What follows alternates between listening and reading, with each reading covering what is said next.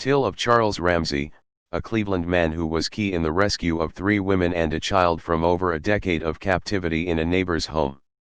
When word got out he was eating a Big Mac when he heard a woman's cries for help, over a dozen Ohio restaurants pledged to offer him a free burger anytime.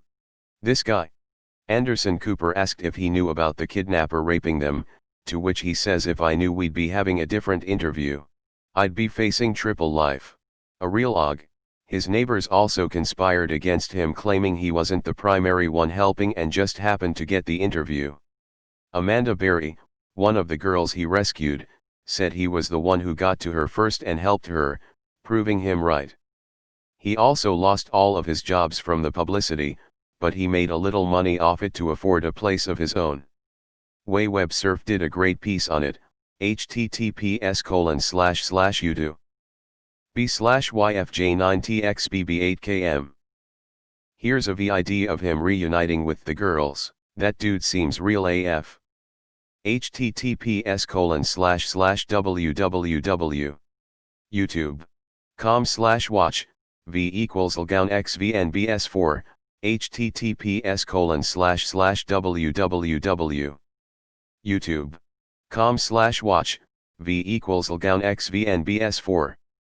Edit, only one of the girls. This man is one hell of madlad and a monumental hero.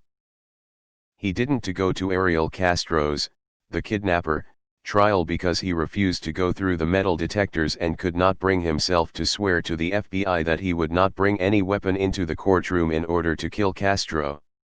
Also, he said that he still walks around looking for bad dudes who want to snatch another child. And about the reward, from another article, https://www. News5Cleveland.com/news/e-team/Charles Ramsey opens up on his life 5 years after famous rescue of 3 women. Seymour Avenue dead giveaway. Ariel Castro 0. Ramsey's plug of McDonald's in the initial live interview netted him free burgers for a year from the chain, which Ramsey said didn't last very long. "They gave me $2,000 in McDonald's gift cards. They gave me 20 cards with $100 on each card," he said. "I gave them to every homeless person I can find. They got wind of that. I can't get no more free McDonald's now. A literal god, I would say. I knew something was wrong when a little pretty white girl ran to a black man's arms." Ramsey. Very self-aware. "People I've met in Cleveland have been class acts. Down to earth, real people who care about each other. I was invited to have a home-cooked meal the first week I started a job there. I said I don't have a car. She offered to drive me to her home and back even though it would have been 2 hours round trip. I drift a lot, and have yet to find people like that again. Thanks Ohio for making me feel at home." And now they call him Big Charles. Coming from the area, this story is crazy. First, Michelle Knight was completely let down by the police. She was basically never treated as a missing person and the cops just assumed she ran away. She was never in the media and most people had no idea who she was when she was found. The other 2 missing girls, Gina DeJesus and Amanda Berry, were both independently giant stories in the area for a long time. You'd get an update here and there long after the initial coverage. I was fairly young when the kidnappings happened, a year or so apart, I think, and don't remember them being linked in the media although they were in the same neighborhood. I may have just missed it, too. I think many people were shocked when 2 of the biggest missing persons cases in the area's history were solved at the same time. Edit, also, the last person to see DeJesus before her kidnapping was Ariel Castro's daughter. The daughter had just called her mother, Castro's girlfriend, to ask if her and DeJesus could have a sleepover. She was denied and then the 2 girls parted ways.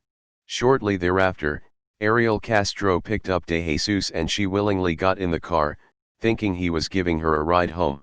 You unbreakable, they alive damn it. Dead giveaway. The kidnapper was sentenced to life plus 1,000 years and committed suicide after a month. That POS held 3 women captive for over 10 years and after a month in prison he opted out. I hope he's burning in hell. Isn't the Kimmy Schmidt theme song based off this guy? This dude's interviews are amazing.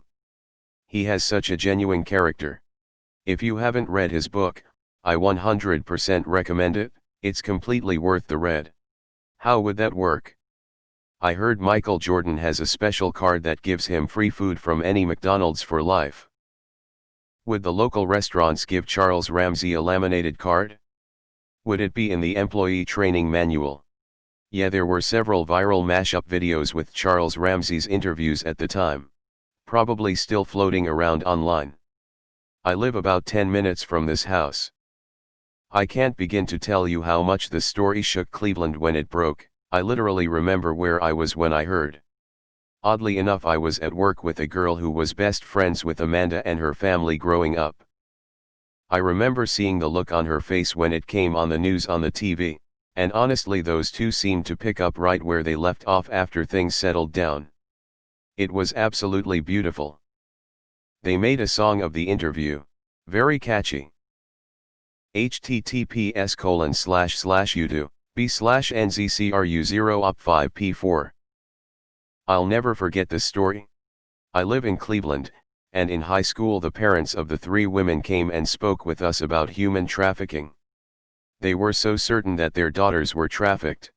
But a year after that this news story broke, and everyone was in shock. They lived in the same neighborhood essentially and were living right under everyone's nose.